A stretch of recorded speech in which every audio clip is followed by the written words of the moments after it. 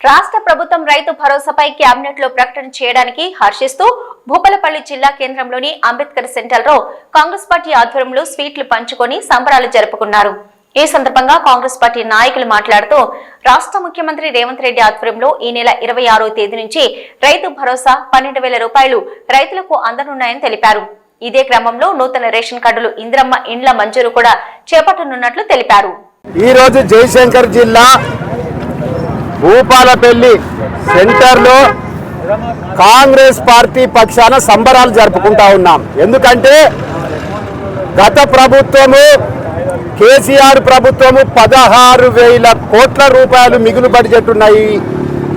రాష్ట్రాన్ని దాదాపు 7 లక్షల కోట్ల అప్పు చేసినప్పటికీ రైతు ప్రభుత్వము, విద్యార్థి ప్రభుత్వము, కార్మిక ప్రభుత్వము, కర్షక ప్రభుత్వము కాబట్టి రైతులకు మేము ఒక్కొక్క పంటకు 6,000 చొప్పున 2 పంటలకు సంవత్సరానికి 12,000 ఇంత కష్టంలో ఉండి నెలకు 6,000 కోట్ల రూపాయల వడ్డీ కట్టుకుంటా కూడా ఇది రైతు ప్రభుత్వం కనుక రైతులకు సంవత్సరానికి 12,000 రూపాయల చొప్పున ఈ నెల 26వ తారీఖు నాడు ప్రకటించబోతున్నాము. అందుకు ఒకసారి అందరూ కూడా చప్పట్లు కొట్టాలి కాంగ్రెస్ ప్రభుత్వం పక్షాన.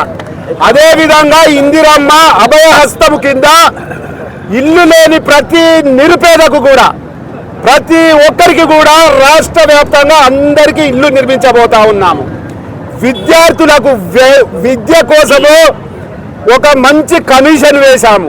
అదేవిధంగా వైద్యము కోసము ఎవ్వరు కూడా వైద్యము అందలేక బాధపడకూడదని అంత వైద్యాన్ని కూడా అందించబోతా ఉన్నాము. ఇందిరమ్మ అభయహస్తం కింద అనేకమైనటువంటి